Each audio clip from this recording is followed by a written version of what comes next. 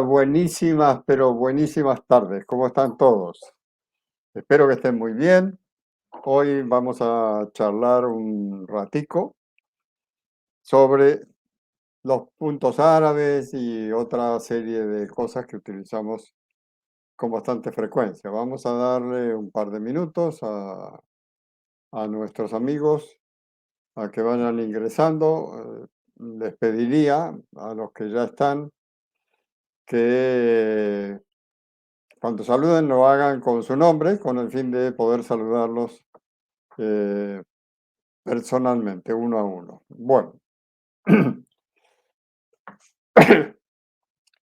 les cuento que eh, hemos estado en una campaña intensiva de resultados. Misteriosamente, la gente de Facebook se comunicó conmigo hoy. Entonces estuvimos hablando sobre marketing y diferentes cosas. Me hicieron una muy buena cantidad de preguntas y coincidieron conmigo en que el tema marketing y tecnología para mí saben igual que a cacho, es decir, no tengo la más mínima idea de qué se trata. Entonces se ofrecieron a colaborar conmigo durante un mes, me van a acompañar en la campaña de difusión, así que como yo me imagino que coincidirán en la idea de que estamos todos muy contentos de que esto haya pasado. Y esto parece ser que tiene que ver con el proyecto que tenemos entre manos, entre todos ustedes. Esto que estamos comenzando, esta escuela de astrología, este atrevimiento que hemos tenido de meternos a ofrecer algo nuevo, algo diferente, parece ser que les ha gustado a la gente de Facebook para que ellos vengan y ofrezcan gratuitamente un mes de asesoría sin cobrar un centavo. Es decir, ellos creen que tenemos derecho a una muy buena difusión, que tenemos derecho a obtener resultados, porque la escuela vale la pena, cosa que me enorgullece profundamente y que les agradezco a la gente de Facebook muchísimo. Imagino que también estarán viendo en la escuela un potencial publicitario importante a mediano plazo. Es verdad, pues por supuesto que es verdad que si nuestra escuela funciona como queremos, el potencial publicitario que tendremos será interesante y nada despreciable. Vamos a ver qué sucede con este tipo de cosas. Con respecto a lo demás, les cuento, las cosas están muy bien. Hemos tenido una serie de impases, sobre todo con la parte técnica, pero bueno, parece que poco a poco la vamos superando, vamos aprendiendo, estamos aprendiendo a manejar la plataforma de la mano de Jaime Estela, que es nuestro economista, amigo, compañero y diseñador de la plataforma que estamos utilizando, la plataforma educativa que estamos utilizando. Hemos contratado además con Jaime un servicio especial de almacenamiento. Este servicio es interesante porque en la medida que vamos aumentando el caudal de información, que es mucha, realmente es mucha, pues imagínense que tenemos 10 horas diarias, estamos comenzando esta semana, la cuarta semana, es decir, ya tenemos 3 semanas, tenemos la tontería de 60 horas de grabación, ¿no? Es decir, y estamos empezando, ¿verdad? Con 60 horas yo creo que es significativo la cantidad de espacio que necesitamos para almacenar nuestros videos y nuestras clases. Bueno, vamos a comenzar.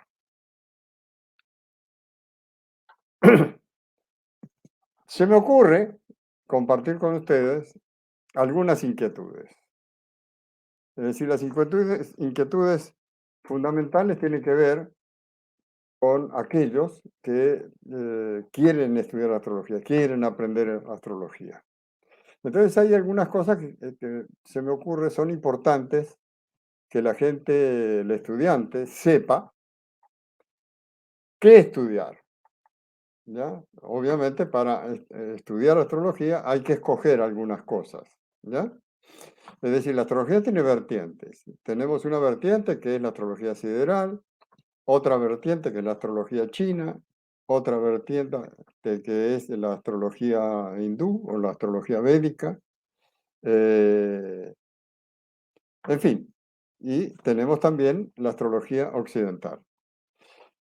Si nosotros escogemos la astrología védica, vamos a tener que aprender varias cosas, ¿ya? En principio tenemos que saber que la procedencia de la astrología hindú es de carácter religioso. Es decir, cuando decimos que es de carácter religioso, queremos decir que tiene una configuración fatalista y dogmática, ¿no? Fatalista no quiere decir que todo sea malo, quiere decir que hay una creencia de carácter religiosa que indica que esto es así y eso no tiene discusión, ¿ya? Yo recuerdo que hace unos años atrás en Bogotá se creó una escuela. Yo llamé para preguntar cómo funcionaban, qué iban a enseñar, y entonces una señora me dice, le vamos a enseñar a predecir. Y yo le digo, pero la predicción no es una especulación. Y me dice, no, de ninguna manera. Usted podrá esconderse debajo de la cama si quiere, pero si le va a caer el rayo, le garantizo que le va a caer. Eh, pues bueno, a poco tiempo después el rayo les cayó a ellos, ¿no? Porque pues se enteraron que estaban ofreciendo algo que no era verdad. Y esto originó una demanda, una serie de demandas, y esto originó el cierre de esta supuesta escuela. Bueno, obviamente cuando nosotros estudiamos astrología hindú, vamos a tener que plegarnos a esta idea religiosa de los hindúes, ¿no?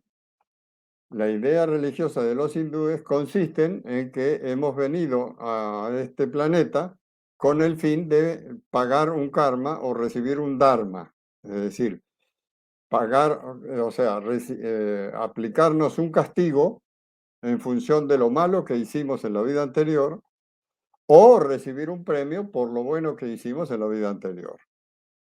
Esto es también la vertiente, digamos que está sustentada en lo que conocemos con el nombre de astrología kármica. Bueno, con referencia a lo que tiene que ver con lo kármico, ¿no? Yo recuerdo una frase de Yogananda que es bastante simpática.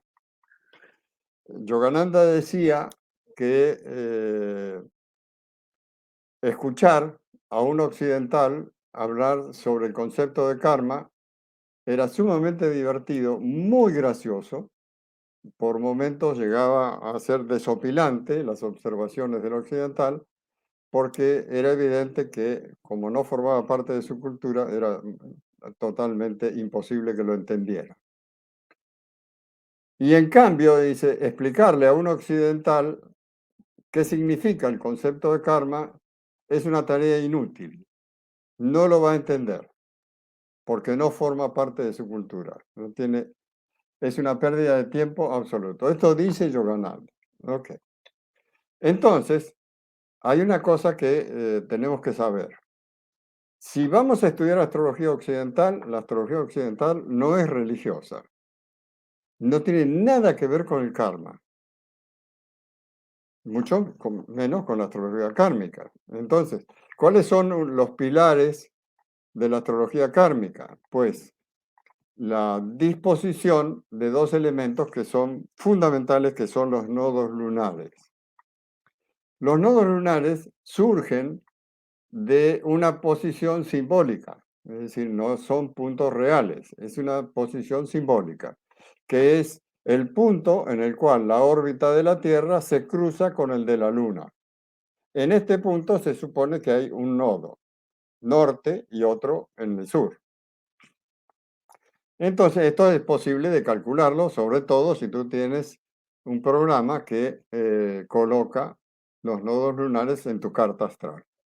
Bueno, estos puntos de intersección de las órbitas de la Luna y la Tierra ¿ya?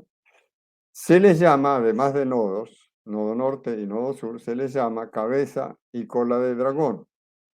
Estos siempre son opuestos, es decir, hay un punto norte y otro que es sur. Ok. La astrología kármica dice que el nodo norte representa a dónde el ser humano debe llegar para seguir su evolución. Es decir, qué le toca hacer en esta vida. Y el nodo sur representa de dónde viene, es decir, cuál fue su vida anterior. Bueno, entonces supongamos que vamos a elegir la astrología occidental. ¿De qué nos serviría entonces saber quién éramos nosotros en nuestra vida anterior si no forma parte de nuestra cultura, no tiene nada que ver con nuestras creencias y obviamente pues no tiene nada que ver con la astrología occidental? Diría que fuera de llenarnos de una cantidad de información que no es necesaria, confundimos a los demás. Sobre todo, los que son más responsables de esta confusión son aquellas personas que se han aprendido al dedillo aquello que es importado, como lo que tiene que ver con la astrología kármica, y lo asimilan a la astrología occidental mezclando el uno con el otro, que es más o menos lo mismo que hacer sopa con dulce de leche o con arequipe, que es lo mismo. No quiere decir que no se pueda. Lo que quiere decir es que no va a saber rico, ni como comida salada, ni como comida dulce, porque no es ninguna de las dos cosas. ¿Ya? Bueno, esto no es todo. Esto no es todo. Hay una cantidad de elementos que también forman parte de lo que muchos maestros hoy enseñan. Y uno de probablemente de los más interesantes tiene que ver con los puntos arábigos. Los puntos arábigos tampoco tienen que ver nada con la astrología occidental. ¿Ya? Sin embargo, digamos que está de moda tener en la carta el punto de la rueda de la fortuna, el punto del infortunio, el punto del amor y la amistad, el punto de la audacia y fortaleza. Es decir, hay una cantidad enorme de puntos arábigos. Bueno, ¿cómo se logra el resultado? ¿Cómo hacemos para saber cuál es el punto de la fortuna? Pues hay una fórmula matemática que consiste en tomar el ascendente, sumarle la posición del Sol y restarle la posición de la Luna en la carta astral. Esto nos va a dar un resultado. Es decir, ¿cómo se hace esta operación? Pues es simple. Pensemos en una rueda, en un círculo de 360 grados. ¿Ya? Entonces vamos a suponer que el ascendente está a 15 grados de Aries. Como Aries es el primer signo del zodíaco, diríamos que el ascendente suma 15, que el Sol está a 15 grados de Tauro. Entonces, a estos 15 del ascendente le sumamos los 30 que faltan hasta llegar a los 15 de Tauro, ¿ya? Y ahora tenemos 45. Y supongamos que la Luna está a 20 grados de Tauro. Entonces, pues le restamos 20 grados a estos 45, nos queda a 25 grados, nos queda la rueda de la fortuna, es decir, a 25 grados de Aries, porque no ha pasado de 30 grados. Bueno, de esta manera construimos el punto de la fortuna. Bueno, yo les quiero dar un dato que forma parte de mi experiencia en este tema. Yo me formé en una escuela fundamentalmente técnica, ¿ya? Donde el aprendizaje de las técnicas era muy exigente, ¿no? Y obviamente, pues, este nivel de exigencia no era gratuito, había que trabajar en serio. Entonces, por ejemplo, a mí se me ocurrió como tesis, ¿ya? Que era necesaria de esta escuela, hacer una investigación sobre cuáles, esta investigación se llamó Elementos celestes que confluyen en los nacimientos de niños con síndrome de Down. Bueno, y hice en aquella época 5.000 cartas. Es decir, esta escuela ya había logrado en ese momento un programa de astrología que nos facilitó bastante la tarea. Pero de todas maneras hubo que hacer un trabajo de 5.000 cartas que duró bastante tiempo para arribar a determinadas conclusiones que fueron las que formaron parte de la tesis. Bueno, muy bien.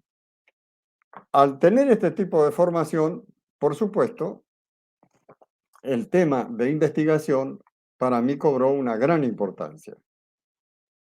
Ya por el camino le perdí un poco el interés a todo el tema técnico, pero la idea de investigación me seguía fascinando. Entonces, yo comencé a estudiar qué pasaba con la posición que tenía la rueda de la fortuna en mi carta. Y dice que la rueda de la fortuna, entre otras cosas, simboliza la felicidad, la alegría, cómo la persona puede ser feliz, y dice que donde está este punto, habrá siempre prosperidad y dicha. Bueno, yo dije, bueno, esto tiene que ser fácilmente ubicable. Entonces comencé a prestar atención cada vez que había un hecho afortunado o infortunado, porque hay otro punto que es el punto del infortunio, en mi caso particular. Bueno, encontré que no había ninguna coincidencia, es decir, los momentos felices nunca tenían nada que ver con la rueda de la fortuna y los momentos desafortunados tampoco tenían nada que ver con el infortunio. Entonces supuse que lo que debe hacer, lo que entiendo que todo astrólogo que investiga debe hacer, es entender que un caso no representa nada. Es decir, aquí hay que volver al tema de trabajar.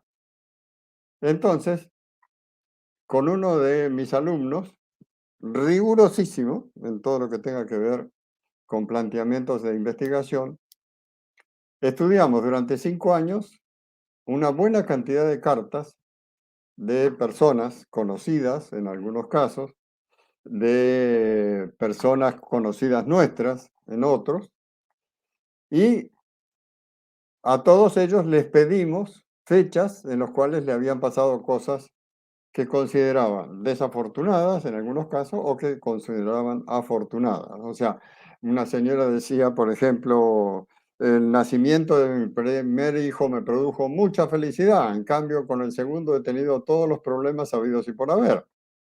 Bueno, aquí hay 2 fechas dignas de ser estudiadas. Bueno, junto con esto, eh, como les digo, trabajamos 5 años, una cantidad inmensa de cartas. Ya no tengo ni idea, ya se me olvidó el tema, pero tuvimos un trabajo bastante importante sobre el tema. Y en la conclusión fue que cuando se trata de hechos afortunados, la rueda de la fortuna ni aparece ni por casualidad. Y en cambio, cuando se trata de hechos infortunados, el punto del infortunio tampoco aparece. Entonces, la pregunta que yo me vengo realizando hace muchos años es, ¿qué querían decir los árabes con la rueda de la fortuna o con el punto del infortunio? Porque aprovechando todo esto, pues obviamente, pues aprovechamos a buscar, por ejemplo, la fecha, el punto del matrimonio, el punto de la enfermedad, el punto de la buena suerte, ¿ya? El punto del espíritu, el punto de los enemigos, el punto del matrimonio masculino, del matrimonio femenino, en fin, buscamos y buscamos y buscamos inútilmente. Entonces me acordé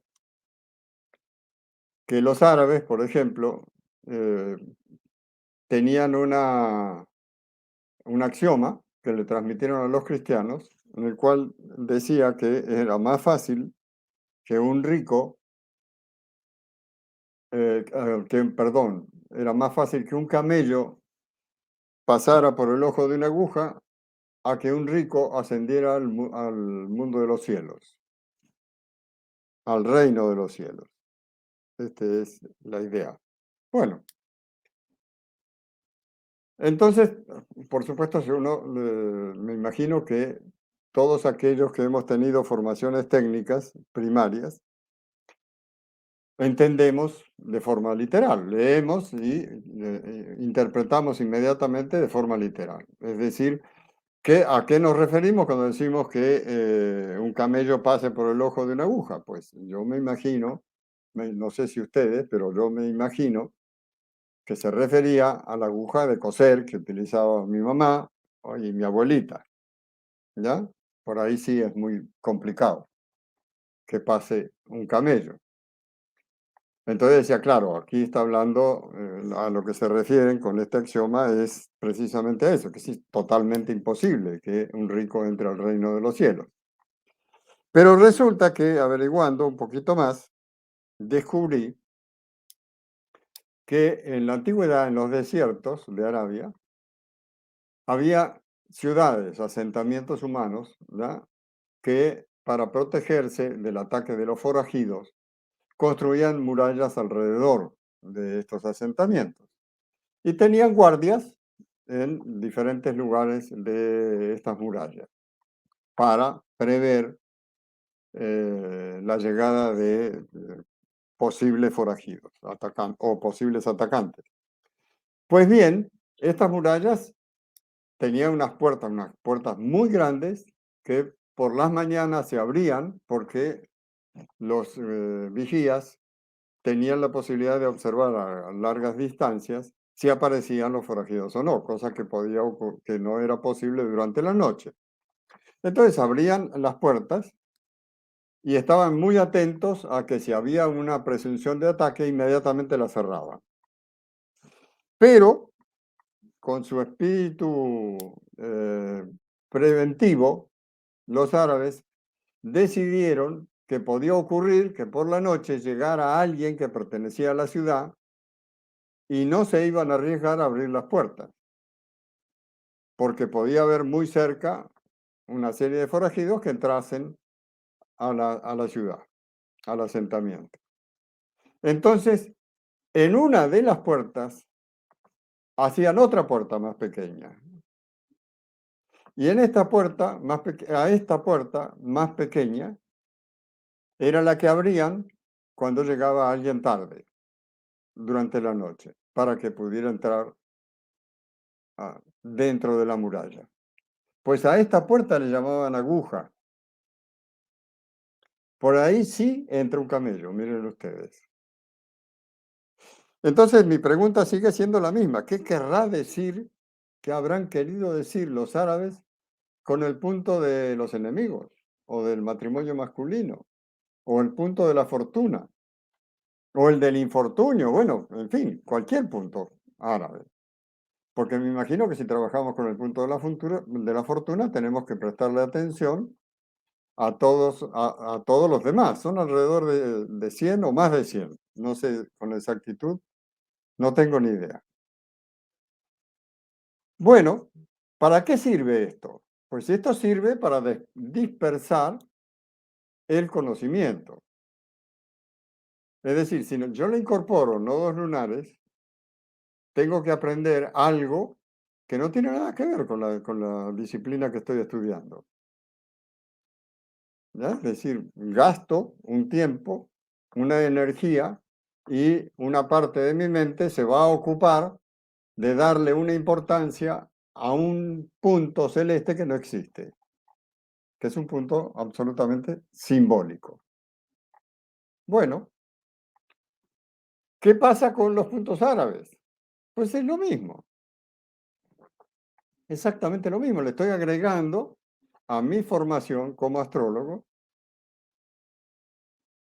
elementos que no son necesarios en el aprendizaje. Es decir, yo me pregunto, Bueno, antes de preguntarme nada,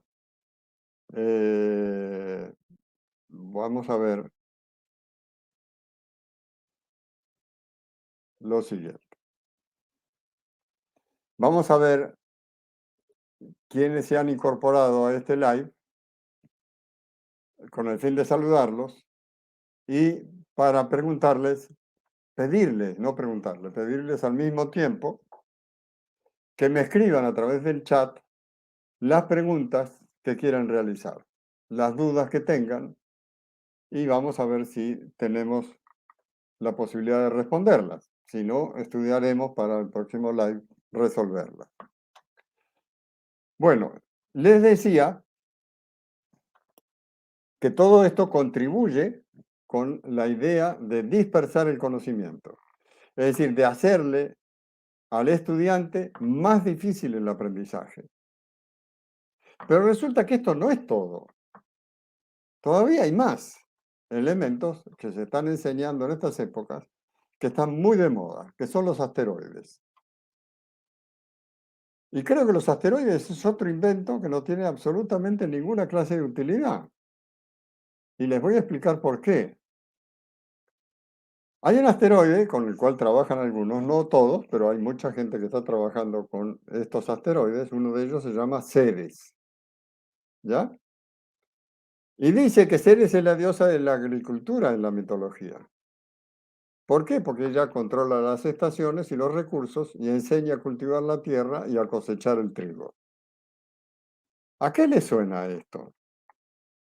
Les pregunto a aquellos estudiantes de astrología que ya tienen alguna clase de conocimiento. ¿A qué les suena? Vayan pensando y ya vamos a resolverlo. Hay otro asteroide que se llama Palas. Dice que a Palas se lo relaciona con la capacidad artística y la inteligencia creativa. También con la eficacia, la utilidad y el perfeccionismo. ¿A qué les suena esto? ¿Ustedes creen que esto está en la carta o no?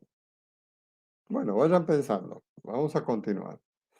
Hay otro asteroide que se llama Juno. Juno trata sobre el apoyo y respeto necesario para el equilibrio de las relaciones, sociedades, matrimonio y todo tipo de asociaciones en las que ambas partes deben participar y aportar algo a la vez que salir favorecidas. ¿A qué le suena este concepto? Seguro que si están estudiando algo sobre el tema deben saber. Bueno, hay otro que se llama Vesta. Vesta ofrece refugio y abrigo, y que es donde nos sentimos seguros y a salvo, representando el ideal de hogar confortable y permanente donde echar raíces. Bueno, y pregunto, ¿a qué le suena esto? Bueno, hay otro asteroide que dice que se llama Quirón. Y la definición es que su trayectoria Quirón traspasa las barreras marcadas por Saturno y se adentra en el terreno de los planetas exteriores. Vale decir que se mueve entre los límites, la estructura y el orden saturninos y el cambio, la revolución y los ideales uranianos. Interesantísimo. Interesantísimo porque creo que aquí está la respuesta de a qué suena Quirón. Esto no es todo. Resulta que también está de moda, aunque no lo utilicen todos, pero también produce mucha curiosidad en el estudiante el vértex y el antivértex.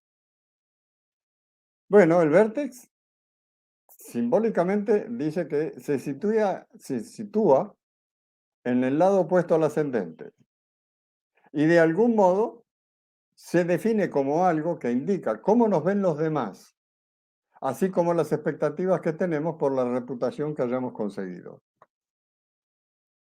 Bueno, esto también tiene un sonido y un sabor ya conocido. Y nos vamos, por ejemplo, a Lilith. Pues Lilith, según la mitología, era la mujer demoníaca.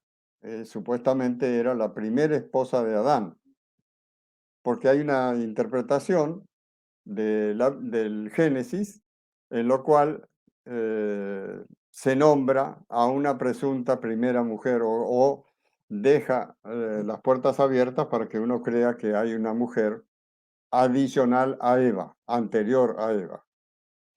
Bueno, el origen se remonta a la mitología mesopotámica, la sumeria, la acaria y la siria, relacionadas con el espíritu del viento. Lilith, obviamente, se considera la diosa de la oscuridad o demonio maligno. Es decir, en los nombres de esta familia de demonios aparece la palabra Lil, que significa viento, aire o espíritu. Lilith aparece 2 veces mencionada en la tablilla 12 de la epopeya de Gilgamesh. Esta es una narración épica acadia de poemas sumerios del 2100 a.C. Si bien esta tablilla no consta en el original de las tablillas en babilónico antiguo, fue añadida posteriormente cuando se llevaron a cabo las traducciones y recopilaciones al acadio y al asirio. En esos días, también conocidos como Gilgamesh, Enkidu y el inframundo se conforma en la fuente de la traducción acadiana, incluida como tableta 12 en la versión estándar, que cuenta el viaje de Enkidu al inframundo. Es decir, aquí tenemos todo un bagaje mítico donde se supone que hay una mujer malísima, ¿ya? Que tiene que ver con la sexualidad aberrante, que tiene que ver con la sexualidad perversa, y no hay ninguna buena mujer, solo la mala. O sea, esto es justicia divina, perdón, pero a mí no me suena. Voy a volver atrás. Dice que Ceres es la diosa de la agricultura en la mitología. Ella controla las estaciones y los recursos y enseña a cultivar la tierra y a cosechar el trigo. Esto me suena a signo de tierra. La agricultura tiene que ver con la tierra. Y el trigo no le suena a la Virgen que le da su apariencia simbólica al signo de Virgo. Pues claro, es decir, aquí podemos encontrar en Virgo cualquier explicación que nos pueda dar Ceres. Es decir, Ceres no cumple ninguna función desde el punto de vista de la astrología occidental. Bueno, dice que Palas se lo relaciona con la capacidad artística y la inteligencia creativa. También con la eficacia, la utilidad y el perfeccionismo. Esto sí es Virgo puro. Así que no sé qué tiene que ver Palas aquí. ¿Quién invitó a Palas a esta reunión? Ok, Juno trata sobre el apoyo y respeto mutuo para el equilibrio de las relaciones, sociedades, matrimonio y todo tipo de asociaciones en la que ambas partes deben participar. Bueno, esto no le suena a Libra, no le suena a Casa Séptima, no le suena a Venus, pues vuelve y juega. Creo que Juno no ha sido invitada a este paseo. Vesta dice que ofrece refugio y abrigo y que es donde nos sentimos seguros y a salvo, representando el ideal de hogar confortable y permanente donde echar raíces. Esto no le suena a Cáncer, no le suena a Casa Cuarta. Pues me parece que aquí estamos diversificando el aprendizaje, fragmentando la información, fragmentando el conocimiento de manera tal que vamos a hacerle creer a los estudiantes que les estamos enseñando mucho más de lo que sabe un astrólogo con muchos años. ¿Por qué? Porque el astrólogo que lleva muchos años no utiliza ninguno de estos asteroides, porque los considera innecesarios. como yo se los estoy diciendo. Innecesario por una razón simple, porque cualquier cosa que representen simbólicamente estos personajes ya están en la carta. Lo mismo ocurre con Quirón. Y acá lo dice en su análisis, eh, aceptado por la mayoría de los astrólogos que utilizan a Quirón.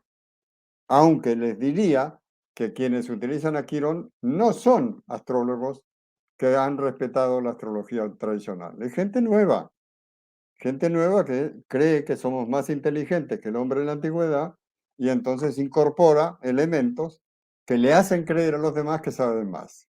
Ok. Y dice que este asteroide, Quirón, traspasa las barreras marcadas por Saturno y se mueve entre los límites, la estructura y el orden saturnino y el cambio, la evolución y los ideales uranianos. Es decir, tiene algo de Saturno y tiene algo de Urano, ¿verdad? Entonces, ¿para qué queremos a Quirón?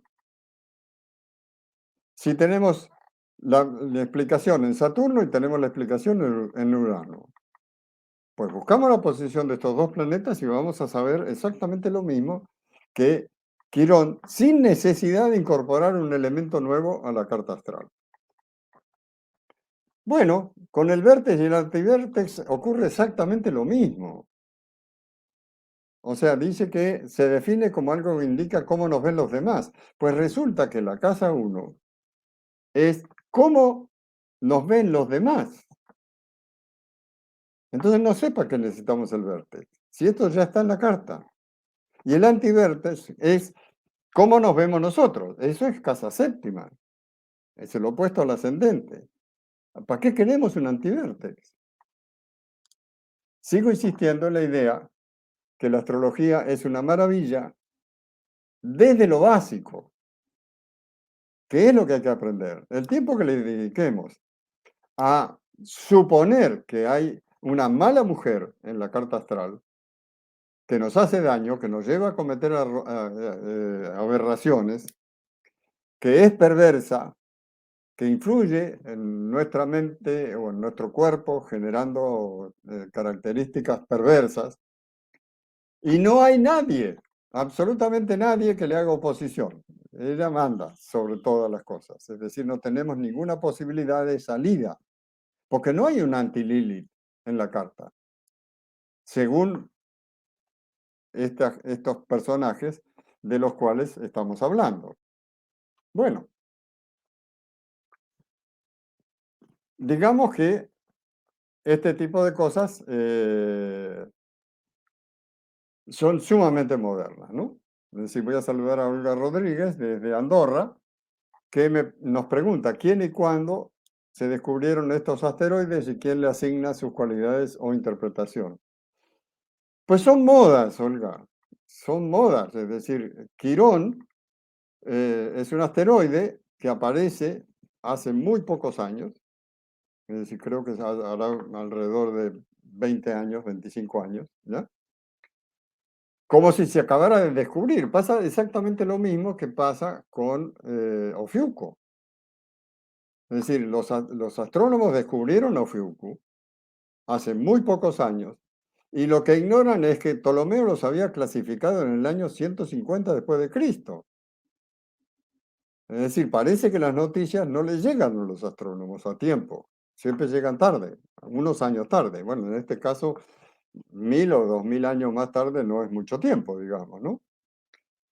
Pero bueno, dejando de lado la ironía, Quirón, para los astrónomos, Quirón no, perdón, Ofiucu, para aquellos que no lo saben, está fuera de la eclíptica. ¿Qué es la eclíptica? La eclíptica es por donde vemos moverse al Sol, la Luna, las estrellas. ¿Ya? No las constelaciones, el Sol, la Luna y las estrellas, que describen un movimiento sinuoso en una franja que consiste en 8 grados por encima del horizonte y 8 grados por debajo del horizonte. Esta línea sinuosa contiene esas zonas del espacio que llamamos signos del zodíaco. En una época estaban las constelaciones allí, ya no. Pero no importa, supongamos que ahí están las constelaciones. Pues resulta que Ofiuco está fuera de esa banda. Y está fuera de esa banda exactamente igual que las otras 64 constelaciones. O sea, si incorporamos a Ofiuco, tenemos que incorporar a todas las demás también, ¿o no? Es decir, en el caso de los asteroides hay 6.000 asteroides. Entonces, ¿por qué vamos a usar 4 o 5? ¿Por qué no usamos los 6.000? Ya que estamos dispersando el conocimiento, dispersando la capacidad de aprendizaje, pues sumémosle también, porque ¿quién dice que no? ¿Ya quién utiliza esto?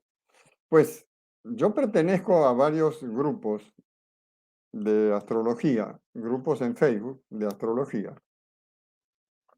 Soy administrador de Astrología Mundial, uno de los administradores de Astrología Mundial, somos 5 los que administramos este grupo, que ya sobrepasó la barrera de los 70.000 seguidores. Formo parte de otro grupo que se llama Aprende Astrología, que va por 80 y pico de mil seguidores.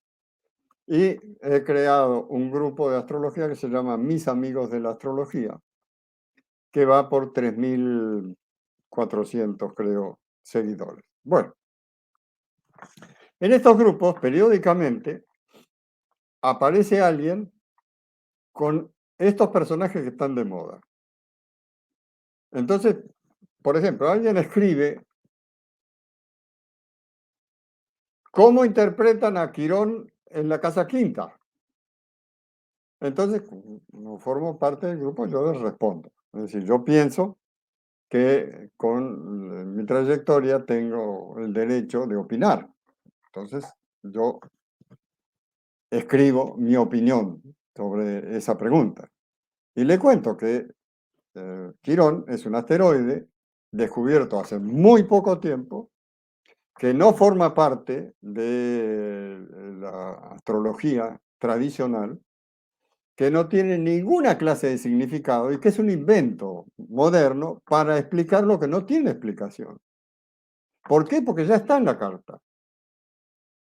Quirón es un centauro. Entonces, si utilizamos a un centauro, ¿por qué no utilizamos a los otros 35 centauros? Vuelve y juega la pregunta. ¿Por qué tenemos que escoger este sí, este no me gusta? Y los demás tampoco. ¿Ya? Es decir, la idea creo que es producto de lo que está pasando. Lo que está pasando es que tenemos una ley que casi todo el mundo cumplió, que es la ley de confinamiento, lo cual implica tanto tiempo encerrados entre 4 paredes, que la imaginación nos lleva a relacionarnos con el mundo externo de alguna manera. Entonces, pues Internet es la solución perfecta. Y la ley que predomina en el mundo de Internet es que no hay barreras, no hay parámetros, no hay controles. Cualquiera escribe lo que quiere. ¿Ya? Entonces, si en el diccionario de la lengua española la definición de astrología es un ataque frontal al conocimiento que no conoce el que redactó esa definición, imagínense qué puede pasar con algo que no tiene la seriedad y el rigor que tiene la Academia de la Lengua Española. Es decir, la Academia Española parte de la idea de que la astrología es una pseudociencia. ¿Quién les dijo que es una ciencia? Para ser pseudo. La astrología no es una ciencia, es una disciplina creativa, es una disciplina artística, es una disciplina de observación, que no tiene nada que ver con la ciencia. No es que sea mejor o peor, es que no es lo mismo, es completamente diferente. ¿Por qué? Porque enfocan la metodología de investigación desde un área completamente diferente. Es decir, la ciencia se ocupa del fenómeno particular, uniendo todos los fenómenos particulares de manera tal que le permitan entender el fenómeno general, lo cual es una posibilidad ímproba, es decir, es muy complicado. ¿Y qué hacemos desde el punto de vista de la investigación astrológica? Pues partimos de la idea de la observación del fenómeno general. ¿Por qué? Porque el fenómeno general tiene unas leyes y todos los fenómenos particulares responden a esas leyes. Entonces, como ven, uno es blanco y el otro es negro. ¿Quién puede decir que es mejor el color blanco que el negro? ¿Quién puede decir que es más bonito el blanco o el negro? Pues depende de los gustos, ¿no? Personales. Pero desde el punto de vista de la metodología de estudio, la astrología tiene una metodología de estudio muy profunda, muy seria, ¿ya? Es decir, porque si nos remitimos a lo que decía, ¿qué entendía Ernest Mach? Este es un físico polaco. Ernest Mach, sobre la diferencia que existía entre el conocimiento vulgar y el conocimiento oculto, pues era sustancial. Él decía que el conocimiento vulgar es aquel conocimiento que se aprende de manera desordenada. En cambio, el conocimiento científico tiene un orden, tiene una metodología, tiene una forma de investigación mundialmente aceptada. ¿Ya? Esto mismo podemos hacer con la astrología, y eso es lo que hacemos. O sea, ¿por qué en nuestra escuela enseñamos música? Porque resulta que el hombre en la antigüedad, cuando decía que la luna se domicilia en Cáncer, lo que quería transmitir era la idea de que la vibración de la luna que escuchaba el hombre en la antigüedad era exactamente la misma que escuchaba proveniente de Cáncer. Es decir, no era una técnica de milenios, como dicen algunos maestros, que ha sido aceptada durante siglos. No, señor, es decir, el hombre en la antigüedad sabía de música. El astrólogo en la antigüedad sabía música, identificaba los sonidos, escuchaba los sonidos celestes. Hoy lo logramos de manera bastante poco frecuente porque debemos alcanzar el grado de meditación trascendente profunda. Entonces, somos capaces de escuchar, ¿ya? Estas vibraciones. Y estas vibraciones generan una especie de armonía celeste, que es lo que Goethe llamó la música de las esferas. Es decir, si tomamos una carta astral y sabemos que los planetas tienen un sonido particular, podemos, de acuerdo a la ubicación que tienen en cada una de las cartas, podemos componer una sinfonía. De hecho, hay un montón de músicos españoles, un montón, no uno o dos, músicos españoles que te venden tu carta astral musical, pero musicalizada. ¿Qué representan estos sonidos? Tu vida, tu vibración, tu sonido particular. Ese sonido que sienten las personas cuando alguien llega y no le gusta, o sí le gusta, ¿ya? Un desconocido con el cual establecen un vínculo por cualquier razón. O le gustó o no le gustó. Es porque la música de este individuo es inarmónica con la nuestra, o es armónica con la nuestra. Bueno, esta es la razón por la cual vamos a enseñar música en nuestra escuela. La psicología creo que no hay mucho que explicar porque la psicología es la hija preferida de la astrología. ¿Ya? ¿Por qué vamos a enseñar astronomía? Porque es fundamental conocer la mecánica celeste. Hoy nadie estudia mecánica celeste, nadie estudia astronomía, salvo los aficionados a la astronomía, que son formados en la idea de que la astrología es una pseudociencia, y se quedan ahí, y nada más. Y entonces se remiten a utilizar un concepto que se inventó Carl Sagan hace un montón de años atrás y que es bastante infantil. Es decir, el concepto de Carl Sagan dice: yo descubrí que la astrología no sirve para nada porque compré 5 periódicos diferentes para el mismo día, del mismo día, mejor dicho, y leí los horóscopos de los 5 periódicos y ninguno coincidía con el del otro. Así que no es válida. Claro, tiene razón. Es decir, él parte de la idea de que es científico aquello que puede comprobarse y que se tiene que repetir. Pues no, no se tiene que repetir. Es decir, una pieza musical, una composición musical, tiene muchas posibilidades, no una sola. Hay músicos que técnicamente son una maravilla completa y hay otros músicos que le arrancan lágrimas o le generan un bienestar y un estado de éxtasis que no le genera otro sonido. Es decir, la música penetra en el individuo, trasciende la frontera de la educación, de la clase social, del nivel cultural, de la procedencia, es decir, pasa por encima de todas las barreras. Es decir, el idioma de la música es universal.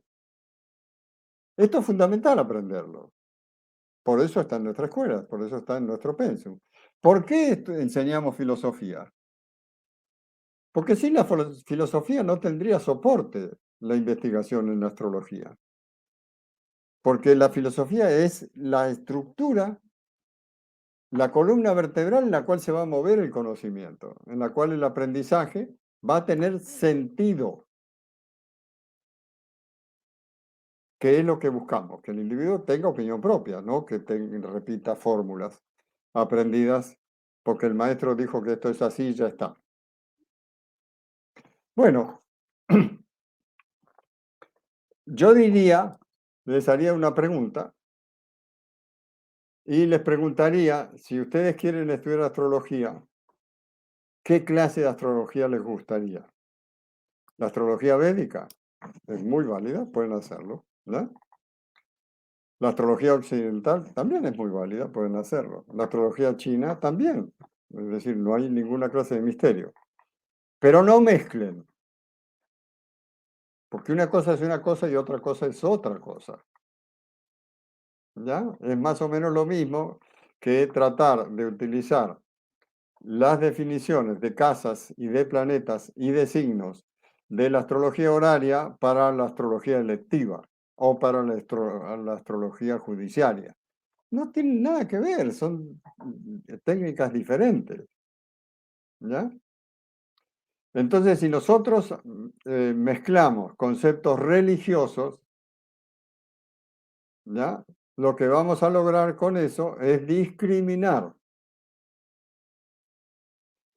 Seguramente alguno de ustedes debe haber escuchado, haber leído o escuchado en las redes que el día 6 de enero es el día de los astrólogos. Esto no es cierto. El día de los astrólogos surge como idea el 6 de enero porque un astrólogo uruguayo hace unos años lo propuso en un foro de latinos, foro de astrología, vía internet del cual también formaba parte. Y entonces se utiliza, pero ¿qué es ¿por qué es el Día del Astrólogo? Porque se supone que los tres reyes magos eran astrólogos. Pues esto es una concepción religiosa. Quiere decir que los judíos que hacen la astrología están fuera de foco. ¿Por qué están fuera de foco? Porque no son cristianos. Entonces no tienen Día de los Astrólogos para los judíos, menos para los musulmanes, tampoco. Entonces esto es una forma de discriminación. Hay otro día que es el Día de los Astrólogos, que es el 21 de marzo, que es cuando comienza el año astrológico, ¿ya? Es el momento del equinoccio de primavera. Esto es universal porque no discrimina a nadie. Bueno, no sé si tienen alguna otra pregunta. Yo les quería contar una anécdota con referencia a lo que pasa con Quirón y el resto de los asteroides y toda esta multiplicidad de cosas que le ponen a estudiar inútilmente a la gente, olvidándose de lo básico.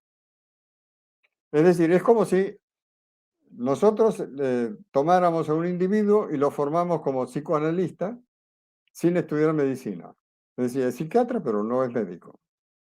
¿Cómo hizo? Es gastroenterólogo, pero no es médico. ¿Cómo hizo? Es ortopedista, pero no es médico. O sea, se saltó la carrera de medicina y se convirtió en un especialista A, B o C. Entonces aquí lo que estamos haciendo es exactamente eso. Estamos saltándonos por sobre una valla las bases de la astrología. ¿Qué saben de signos?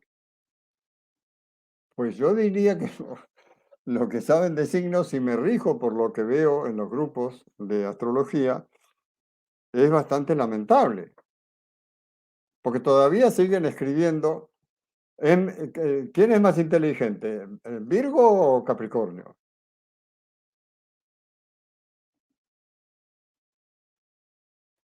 Es decir, ¿quién es más inteligente, Géminis o Tauro? ¿Qué tiene que ver? Es decir, esto señala que esta gente de pronto sabe más de nodos que de signos del zodíaco. ¿Cómo hace para interpretar una carta si no sabe qué es un signo zodiacal?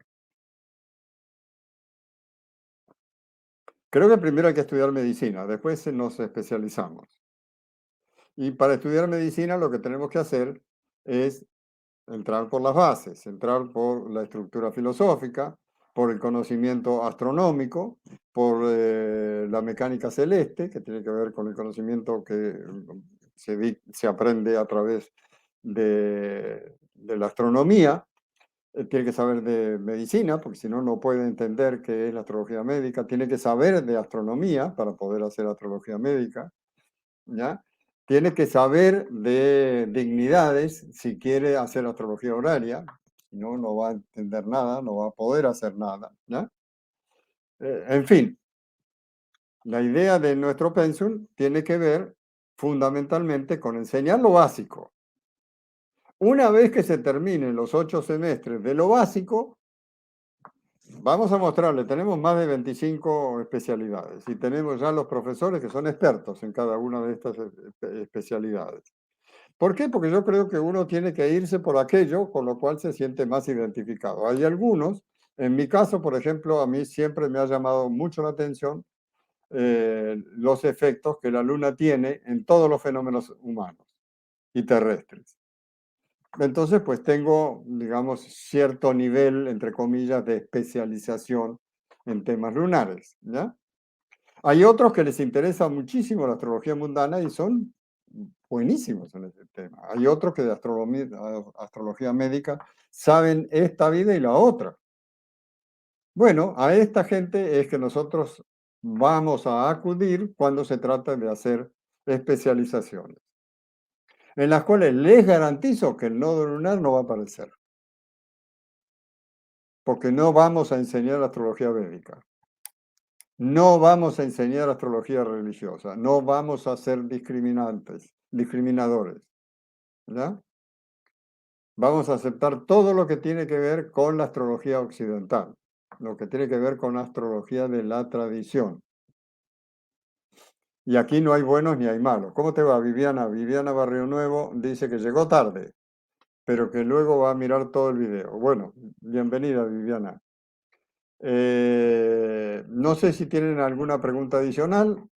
Si no, voy a aprovechar para despedirme de ustedes y darles las gracias por escuchar la lata de los martes. Vamos a seguir haciendo astrología en serio.